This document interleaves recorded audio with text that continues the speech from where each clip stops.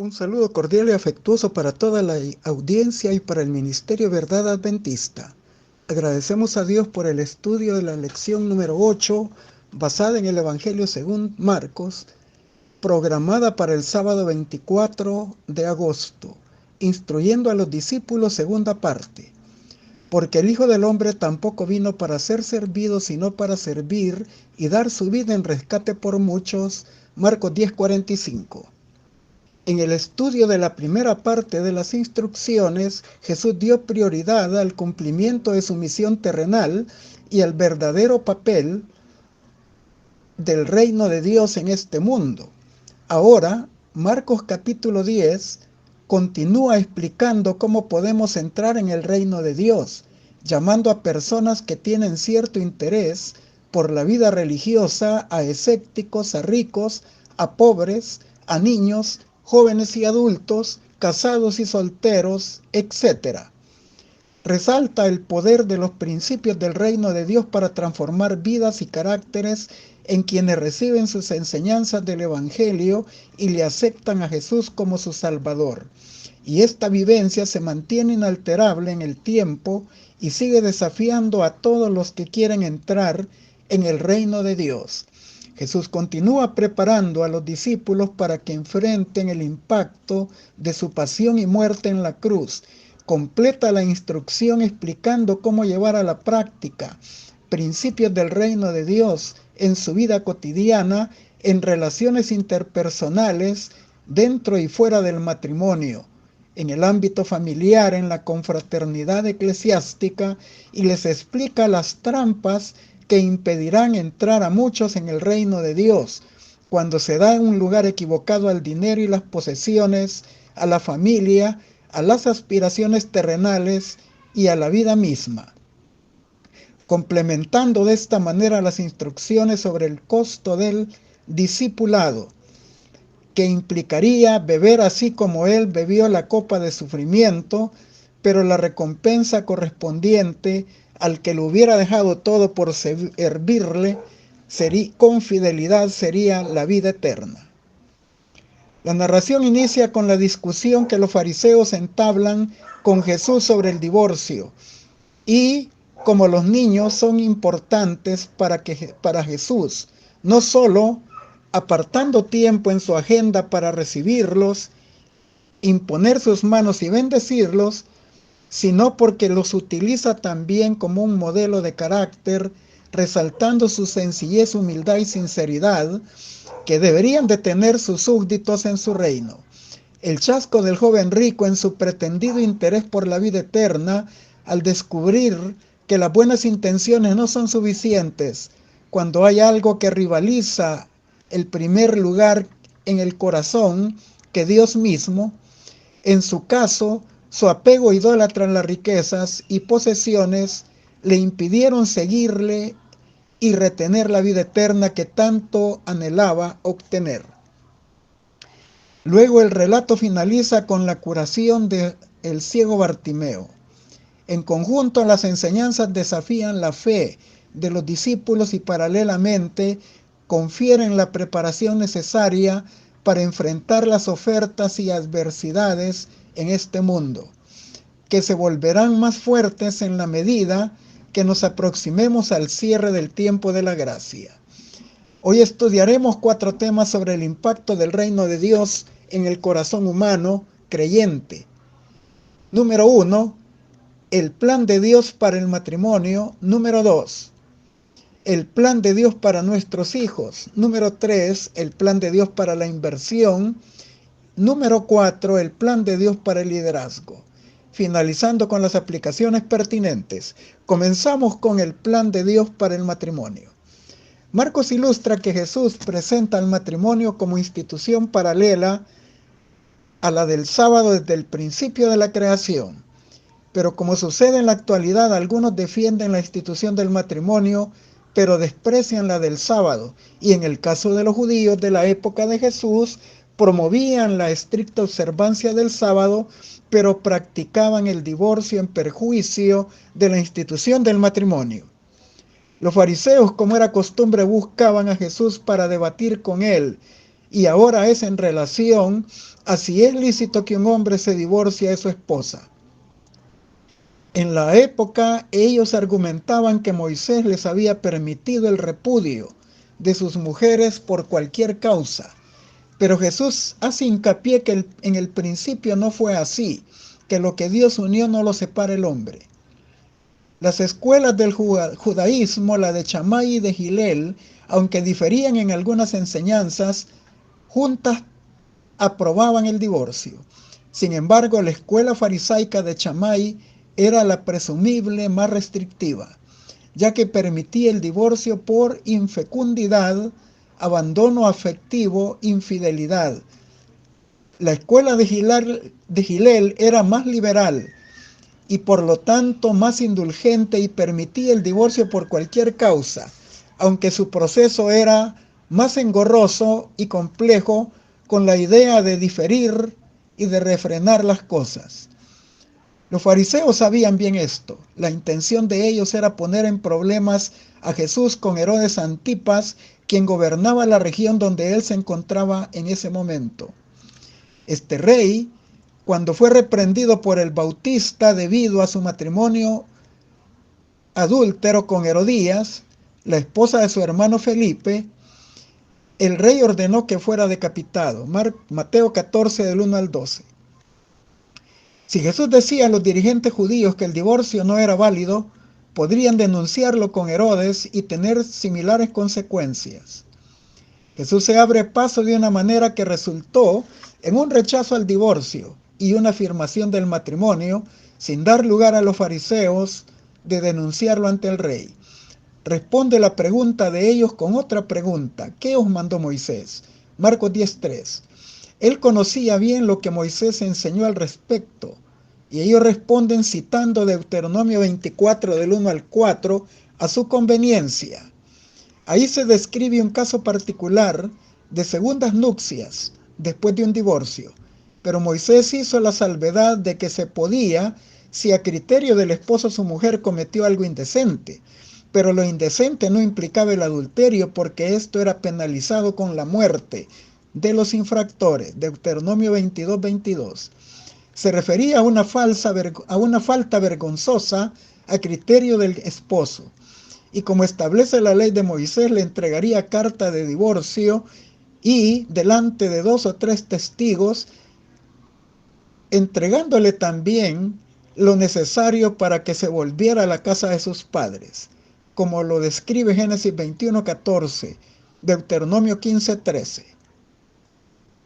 La carta de repudio indicaba de que ella estaba libre del vínculo de su antiguo esposo de manera honorable y podía casarse con cualquier hombre. En Deuteronomio 24:4 y Jeremías 3:1 se restringía que el primer marido se volviera a casar con ella, aun cuando ella quedara libre por la muerte del segundo esposo, o que éste le diera otra carta de divorcio. La frase "porque esto sería abominación" equipara a una consideración equivalente a un adulterio. Se percibe que estas indicaciones buscaban reducir al mínimo el daño a la mujer repudiada. Y esto no lo volvía tan fácil, el divorcio. Sin embargo, ellos, basados en la escuela de Hillel, lo hacían fácil y de cualquier causa. Jesús agregó y lo puso aún más difícil, puntualizando que el divorcio solo es válido por causa de infidelidad de una de las partes. Ahora, si la mujer no fue repudiada por adulterio, el que la repudió al casarse con otra adultera, y la mujer repudiara al volverse a casar con otro adultera. Sin embargo, los israelitas practicaban esto en los días de Moisés por cualquier razón, tergiversando la ley de Deuteronomio 24, basándose en la interpretación liberal de Hillel, bajo causas de esterilidad, irresponsabilidad en las necesidades materiales, negligencia emocional, pérdida del afecto, etc. De este modo, la ley, que tenía el propósito de proteger a la mujer, se usaba para perjudicarla. Jesús primero les dice que por la dureza de sus corazones Moisés escribió esto, y luego hace a un lado las argumentaciones de los líderes religiosos remitiéndolos al principio de la creación, citando los 2 primeros capítulos del Génesis, donde se encuentra el propósito original del matrimonio. Jesús destaca que Dios al principio casó a un hombre y a una mujer, Adán y Eva, Génesis 1:27, y luego combinó su creación con Génesis 2:24. El hombre dejará a sus progenitores y se unirá a su esposa y se convertirán ambos en una sola carne. Usando la palabra hebrea ejad, el vínculo de unidad de estos individuos, hombre y mujer, era el matrimonio. Y ellos no debían separar lo que Dios había unido. En conclusión, Jesús afirmó la naturaleza histórica del relato de la creación y del matrimonio bíblico. Génesis capítulo 1 y 2. Que el plan original es el matrimonio de unión de un hombre y una mujer. No da lugar a cualquier otro vínculo o tipo, ni tampoco a la poligamia. Y que el vínculo matrimonial es un compromiso de por vida entre un hombre y una mujer, dando así estabilidad a la familia, a la sociedad, a la iglesia y a todos sus discípulos en el mundo. En la época actual tenemos, además de la institución del matrimonio, instituciones educativas cristianas y a la iglesia cristiana, que en conjunto desempeñan un papel importante, una tríada de formación con el propósito de fomentar caracteres cristianos sólidos entre los discípulos. Y de esa manera todo lo que socave el hogar, socava también a la iglesia y al discipulado. Ser discípulo de Jesús pareciera ser la decisión de un momento, pero en verdad se convierte en la obra de toda una vida. Es tan importante el inicio en la experiencia al ser bautizado por inmersión en el nombre del Padre, y del Hijo y del Espíritu Santo, pero también es importante fomentar y fortalecer esa decisión a diario. Esto contribuirá al mantenimiento de congregaciones saludables y nos motivará a continuar dando ese legado a las generaciones posteriores, como una experiencia que perpetuará a través del tiempo la salud espiritual y hasta la venida de Jesús. Continuamos con el plan de Dios para nuestros hijos. En las sociedades antiguas los hijos eran deseados, particularmente los varones, siempre y cuando nacieran sanos. Pero los no deseados o con alguna capacidad especial se les privaba de la vida.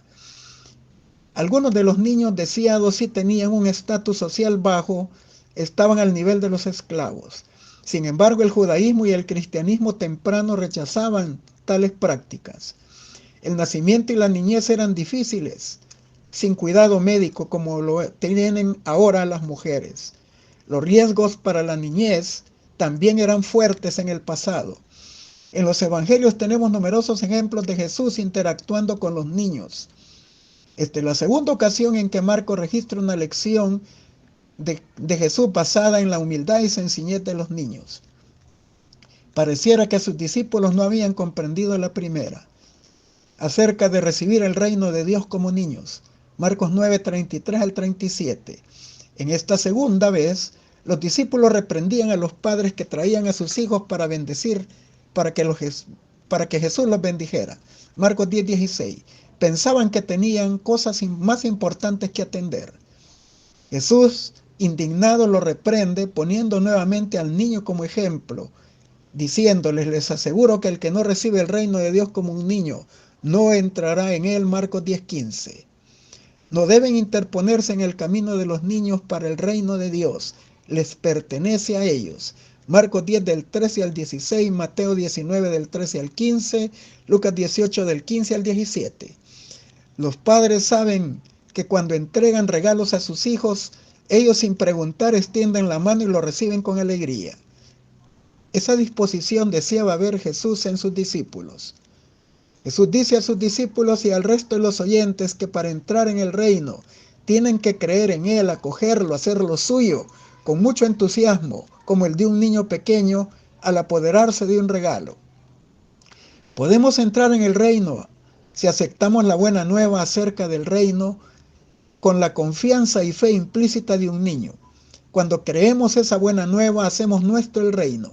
Este breve pasaje muestra que los cristianos deben de poner énfasis en la formación de los niños en el mismo discipulado. Continuamos con el plan de Dios para la inversión. Marcos capítulo 10 continúa el tema céntrico del reino de Dios y su nexo con el costo del discipulado, involucrando preguntas importantes como cómo ingresar en el reino de Dios, cuán difícil es para un rico hacerlo, qué haré para heredar la vida eterna y quién podrá entonces ser salvo. Todas las preguntas indican que pese a lo difícil de entrar en el reino de Dios, no es imposible si se cuenta con la ayuda de Dios. Mateo presenta la pregunta del joven rico en función de la obediencia. Mas si quieres entrar en la vida, guarda los mandamientos. Mateo 19:17. Pero las buenas intenciones de obedecer la ley, carentes de una motivación correcta, que nos impulse a obrar, no armonizan con el espíritu de la ley y no son suficientes para entrar en el reino de Dios y heredar la vida eterna. Jesús le dice: una cosa te hace falta, renuncia a tu desmedido apego a las riquezas, comparte tus bendiciones con los pobres y serás rico en el cielo, y toma tu cruz y sígueme. Marcos 10:11. La tristeza revelaba que no estaba dispuesto a abandonar su reino terrenal ni sus riquezas, ni aceptar los principios del reino de los cielos. Marcos 10:12. Y aunque Jesús ama al joven, no puede salvarlo en esas condiciones. Por eso dijo que era difícil para un rico entrar en el reino de los cielos. Marcos 10:23. El costo del discipulado exige más que compartir riquezas con los pobres. Implica la renuncia al yo, a los planes mundanos, a tomar la cruz, un llamado a la abnegación y al sacrificio propio, y seguir a Jesús y su ejemplo. El relato está en los 3 evangelios sinópticos, y Marcos añade detalles como que el joven dobló su rodilla en muestra de respeto y reverencia, Marcos 10:17, y que Jesús responde a las inquietudes del joven con amor, Marcos 10:21. Los 3 evangelios registran el sincero interés de entrar en el reino del joven como destino final, cuando dijo: Maestro bueno, ¿qué haré para heredar la vida eterna? Y Mateo presenta la respuesta de Jesús, que para entrar en el reino debe de observar los mandamientos. El detalle de los mandamientos de la segunda tabla de la ley tienen la omisión del 10º mandamiento: no codiciarás. Solo mencionan 5. Sin embargo, Mateo añade: amarás a tu prójimo como a ti mismo. Y Marcos: no defraudes. La palabra no defraudes en la Strong, concordancia Strong 650 del griego apostereo, indica no privar a nadie de algo. De esta manera, el Señor le invita a evaluar si su relación con sus prójimos estaba en armonía con la ley que pretendía observar. Pero en el idealismo del hombre, él piensa que ha guardado todo desde su mocedad. Y luego Mateo registra una pregunta más: ¿qué más me falta? Con mucha satisfacción. Y Jesús responde que si quiere ser perfecto debe de compartir las posesiones con los pobres y tendrá tesoros en el cielo y luego seguirle. Lucas y Marcos se lo plantean como una sola cosa te hace falta: dejar la inclinación desmedida a las riquezas y posesiones, y si las compartes serás rico en el cielo. Pero Marcos añade: tomando tu cruz y siguiendo a Jesús. Todos registran que se alejó triste porque tenía muchas posesiones. Con amor, Jesús le indicó que tenía que desterrar la idolatría por los bienes y riquezas, porque le impedían guardar los mandamientos de Dios. Y entendemos ahora por qué Marcos añade no defraudar. Jesús sabía que su egoísmo privaría a muchos pobres de recibir parte de sus abundantes bendiciones, y también al colocar a las riquezas en el lugar supremo estaba violando la primera tabla del decálogo. Las riquezas eran su ídolo acariciado, y Mateo 6:24 dice que no es compatible servir a Dios y a las riquezas. En la parábola del sembrador también Jesús había mencionado el engaño de las riquezas, Marcos 4:18-19. Satanás anteriormente ya le había ofrecido en el desierto a él la gloria de todos los reinos si postrado le adoraba y renunciara a la cruz. Mateo 4, 8, 9, Lucas 4, 6, 7. El amor al dinero como raíz de todos los males, 1 Timoteo 6, 10, es una de las razones fuertes de impedimento. Y por eso Jesús dijo que sería más fácil para un camello pasar en el orificio de una aguja que un rico entrar en el cielo. Marcos 10, 23 al 25. Una hipérbole de exageración que ilustra que es muy imposible para un rico salvarse si no renuncia a la avaricia, que es idolatría, Colosenses 3:5. Algunos sugieren que el ojo de la aguja era una puerta pequeña en la entrada de la ciudad de Jerusalén, cuando la puerta grande se cerraba a los mercaderes y animales, y solo quedaba abierta esa pequeña puerta para los caminantes. Pero un animal grande como un camello no podía entrar sin encorvarse y quitar toda su mercadería. Los judíos usaban una hipérbole también de esta manera: ¿quién puede hacer pasar a un elefante por el ojo de una aguja? Talmud de Babilonia 38b. El animal más grande que se veía en Israel era el camello, pero el que se veía en las regiones donde se escribió el Talmud de Babilonia era el elefante. Por lo tanto, el santo dijo: ábreme una puerta tan grande como el ojo de una aguja, y yo te abriré una puerta por la cual pueda entrar tiendas y camellos. Midrash Rabbah 5.3. Los discípulos, atónitos por sus palabras, preguntan: ¿quién entonces puede ser salvo? Marcos 10:27. La respuesta es: nadie puede alcanzar el reino de los cielos por sí mismo, pero la gracia redentora de Jesús lo hace posible. Pero lo reciben aquellos que no dan el primer lugar a los bienes terrenales, a la familia y a los anhelos de la vida, sino que por causa de Jesús y del Evangelio ponen estas cosas en segundo lugar. Ellos recibirán 100 veces más en este siglo y en la vida venidera, la vida eterna. Marcos 10, 29, 30. El fruto de una relación salvadora con Jesús se manifiesta en actos de gracia y de misericordia para con los demás. Santiago 2, 14 al 26. El Señor promete que el que busca primero su reino y su justicia le dará en añadidura lo necesario para sobrevivir. Así que hay bendiciones tanto en este mundo como en el venidero para los fieles discípulos. Continuamos con el plan de Dios para el liderazgo. Llegó el momento crucial para que la misión de Jesús finalizara en Jerusalén, y Lucas 9:51 dice: y aconteció que como se cumplió el tiempo en que había de ser recibido arriba, él afirma su rostro para ir a Jerusalén. Esto cumple una profecía del canto del siervo sufriente de Isaías 57. Porque el Señor me ayudará, por tanto no me avergoncé. Por eso puse mi rostro como un pedernal, y sé que no seré avergonzado. Poner el rostro como pedernal es una figura retórica que implica que Jesús llevó a cabo su misión a la conclusión con una firme determinación. Al inicio de su ministerio, en el milagro de las bodas de Caná, dijo a María, su madre: aún no ha venido mi hora. Juan 2:4. Pero ahora prepara a sus discípulos para esto. Marcos 8:31 al 33, 9:30 al 32 y 10:32 al 34. La petición de Pedro de abortar la misión a Jerusalén fue reprendida diciéndole: quítate delante de mí, Satanás, porque no pones la mira en las cosas de Dios sino en las de los hombres. Marcos 8:33. Jesús luego dijo: por esto me ama el Padre, porque yo pongo mi vida para volverla a tomar. Nadie me la quita, sino que yo de mí mismo la pongo. Tengo poder para ponerla y tengo poder para volverla a tomar, y este mandamiento recibí de mi Padre. Juan 10, 17, 18. La mente de los discípulos se confunde entre el gozo de sentarlo en el trono del rey David y verlo alzado en la cruz entre el cielo y la tierra. Y como sucede en ocasiones anteriores, como una tendencia en ellos, como no es lo que desean agradablemente escuchar, les resultó fácil volverlo a olvidar. Esto explica la persistente búsqueda del primer lugar en su reino. Y ahora Jacobo y Juan le piden en secreto estar sentado uno a la derecha y el otro a la izquierda de su gloria.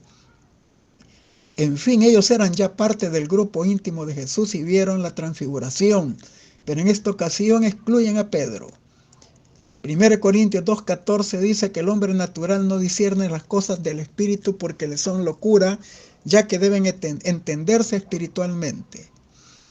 Ellos no entienden las implicaciones de la petición. Jesús primero les pregunta si están dispuestos a beber de la copa de sufrimiento en el Getsemaní, Marcos 14, 34 al 36, y de la de su muerte en la cruz, Marcos 15, 25, 34 y 37, y a ser bautizados al ser cubiertos de humillación, oprobio, martirio y muerte, como le acontecería a él, Marcos 15, 33 al 47. Esto es parte del costo del discipulado, y más adelante Pedro pregunta que en qué condición quedaban ellos si lo habían dejado todo para servirle y seguirle. Y la respuesta fue que en el reino de Dios las bendiciones temporales se acompañan con persecuciones, pero en el reino venidero con la vida eterna. Marcos 10, 28 al 30. En la realidad, Jesús les profetiza a los discípulos en su petición que ellos irían al martirio con la excepción de Juan. Santiago fue el primer mártir de los apóstoles. Juan fue llevado al exilio a la isla de Patmos. Hechos 12, 1, 2, Apocalipsis 1, 9. Y luego explica que los lugares ocupados en ocasión de su glorificación, solo la soberana voluntad del Padre Celestial los asigna. Jesús les pone en claro que los principios de su reino y les dice que sus súbditos no deben de actuar conforme a los modelos mundanos, donde el gobernante busca ventaja personal y ejerce poder sobre naciones, Marcos 10:42, y vuelve a repetirles que el que quiera ser el mayor o el más grande en su reino, sería el servidor de todos, Marcos 9:35 y 10:43-44. Se pone él como ejemplo de sacrificio propio, y deben de seguir su modelo si son súbditos del reino. Les recuerda que su misión en la cruz es para dar vida, rescatar, redimir. Marcos 10:45. El discipulado entonces exige abnegación, sacrificio, servicio constante y demanda la vida de los súbditos del reino. Marcos 8:34-35. Al finalizar la experiencia del joven rico, Jesús dijo: muchos de los primeros serán postreros y los postreros primeros, Marcos 10:31. Aplicándolo al joven rico y a los que buscan el primer lugar en el reino. También a los que dan una importancia mayor a los bienes y a la riqueza, a la familia y a las aspiraciones, aunque sean legítimas en el mundo, diciéndoles que esto no debe de ocupar el primer lugar en sus vidas. Primero debe de ser el reino de Dios y su justicia, Mateo 6:33. Pero también apuntó a las relaciones interpersonales. Todos ellos eran súbditos del reino, no deben de haber entre ellos jerarquías. Ellos son una confraternidad de servidores de Dios, teniendo a Jesús como la cabeza y líder principal. Todos son servidores y promotores del reino entre la humanidad. Sus palabras los llevan a la excelencia. Los que ocupan los cargos de responsabilidad en la obra de Dios deben de ver su posición en términos de servicio y sacrificio y no en términos de dominio sobre los demás. El joven rico judío, hijo de Abraham, considerado un sincero buscador de la verdad y un observador de la ley desde su mocedad, por poner la prioridad en el reino terrenal, sus riquezas y posesiones, fue uno de los postreros y se perdió. Y un gentil que abrazara el pacto sempiterno y aceptara a Jesús como Mesías Salvador ocuparía su lugar en el reino y se salvaría. Ahora la advertencia es contra los que ambicionan el primer puesto o poder sobre los demás. Ellos también serían postreros y se perderían. Y el humilde y abnegado servidor de Dios y de su prójimo, que había sacrificado ventajas terrenales por seguir a Cristo y predicar el Evangelio, sirviendo al prójimo, ocuparía su lugar en el reino y se salvaría. Jesús enfatizó que los principios del reino son incompatibles con los del mundo y dijo: si el mundo os aborrece, sabed que a mí me aborreció antes que a vosotros. Si fuerais del mundo, el mundo os amaría, porque el mundo ama lo suyo. Mas como no soy del mundo, antes yo os elegí del mundo, por eso el mundo os aborrece. Acordaos de la palabra que os dije: el siervo no es más que su señor. Si a mí me han perseguido, también a vosotros os perseguirán. y si han guardado mi palabra, también guardarán la vuestra. Juan 15, 18 al 20. Las realidades del reino de Dios tarde o temprano impactarán nuestras vidas y seguirán agudizando a medida que se acerque el fin de la gracia. Apocalipsis 12, 17 y 17, 6. Y solo con la ayuda de Dios se podrá enfrentar con fidelidad y perseverancia. Las instrucciones se presentan como en un paréntesis entre las narraciones de curación de dos ciegos, el de Betsaida y Bartimeo.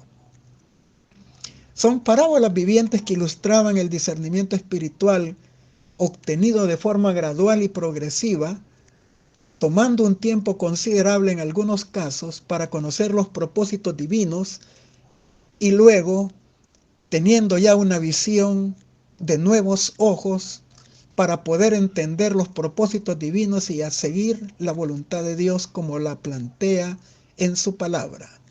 Aquí se cierra el paréntesis de las instrucciones del discipulado. Ahora veamos las declaraciones de Bartimeo. Le llama a Jesús hijo de David.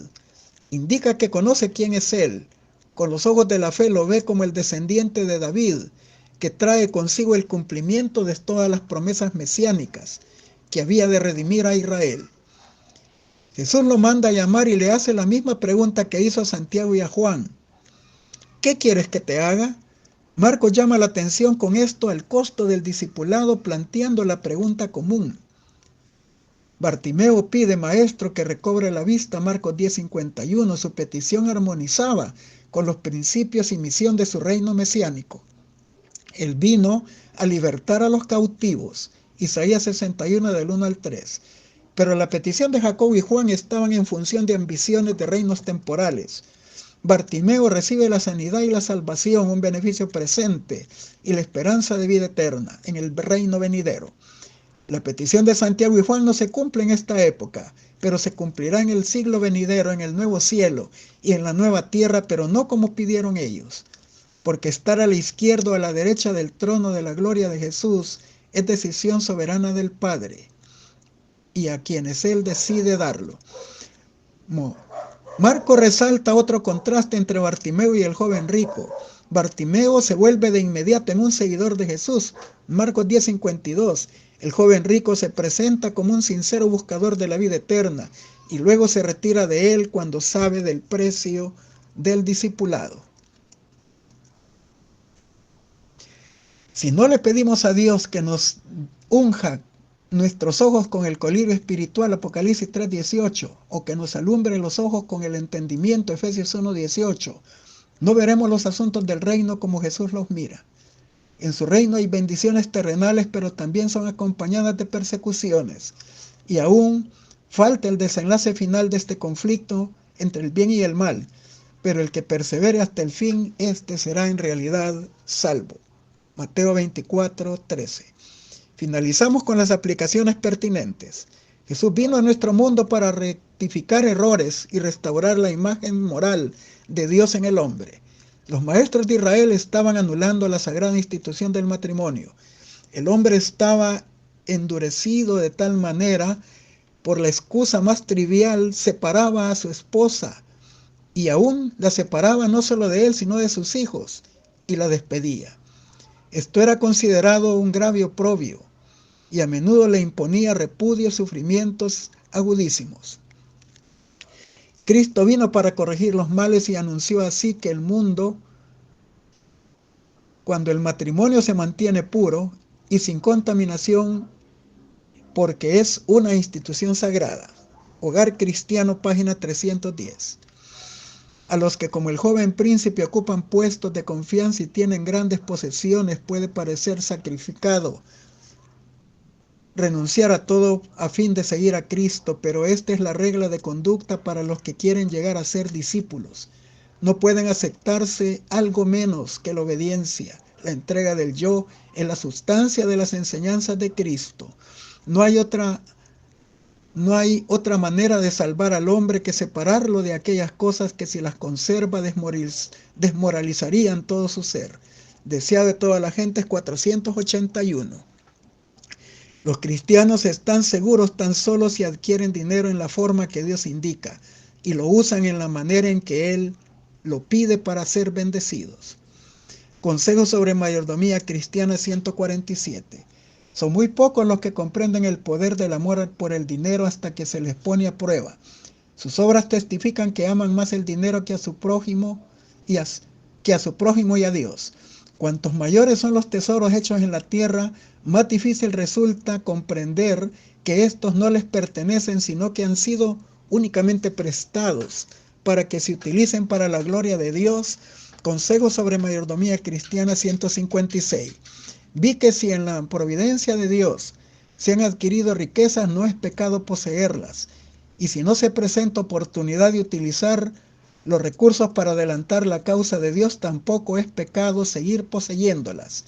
Pero si se presenta ante los hermanos la oportunidad de utilizar estos bienes para gloria de Dios y el progreso de su causa, y se retienen estos bienes, si estos entonces se convertirán en una piedra de tropiezo para ellos. En el día de angustia sus tesoros se convertirán en una ofensa para ellos. Entonces se habrán acabado todas las oportunidades de usarlos para la gloria de Dios, y con angustia de espíritu los apartarán y los arrojarán a los topos y a los murciélagos. Su oro y su plata no podrán salvarlos en aquel día. Comprenden de forma abrumadora que deben rendir cuenta de su mayordomía y del uso que han hecho del dinero de su Señor.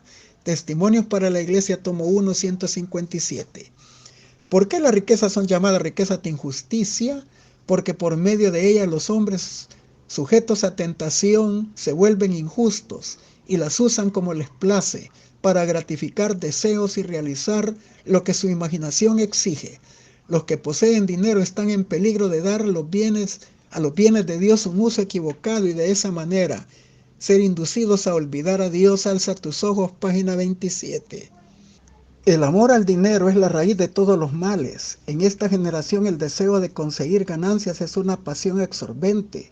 Si no se puede conseguir riqueza por medio de un trabajo honesto, los seres humanos tratan de obtenerla por el fraude. Se despoja a viudas y a huérfanos de un salario ínfimo. Se hace sufrir con respecto a las necesidades prioritarias de la vida. Y todo esto para que los ricos sufraguen su extravagancia o satisfagan su deseo de acumular riquezas. Ser semejantes a Jesús 159. Solicitamos el dinero que se gaste en cosas inútiles. Hermanos y hermanas, no gastéis vuestro dinero en cosas que no necesitáis. Podéis pensar que estas pequeñas sumas no tienen importancia, pero muchas cantidades pequeñas hacen una grande. Suprimid todo gasto inútil. No os dejéis arrastrar por la ostentación. Vuestro dinero representa la salvación de almas, que cada uno dé de una manera sistemática. La fe por la cual vivo, página 311.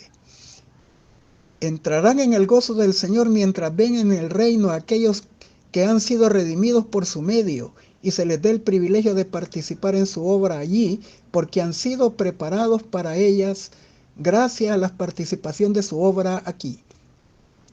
Lo que queremos ser en el cielo será el reflejo de lo que seamos ahora en carácter y en servicio santo. Cristo dijo de sí mismo: el Hijo del Hombre no vino para ser servido, sino para servir. Esta es su obra en la tierra y es también su obra en el cielo. Y nuestra recompensa por trabajar con Cristo en este mundo es el mayor poder y el más amplio privilegio de trabajar con Él en el mundo venidero. Palabras de vida del Gran Maestro 295. Dios nos pide que demos un servicio a Él y del primer lugar en nuestra vida. Que no dejemos transcurrir un día sin hacer algo que haga prosperar su obra. Él no espera que todos la misma clase de servicio. Uno puede ser llamado al ministerio en tierra extraña, o a otro se le pedirá que dé sus recursos y sostener la obra del Evangelio. Dios acepta la ofrenda de cada uno. Lo que resulta necesario es la consagración de la vida y de todos sus intereses. Los que hagan esta consagración oirán el llamamiento celestial y lo obedecerán. Servicio Cristiano Eficaz, página 132. Les deseo un feliz sábado en la bendita presencia del Señor.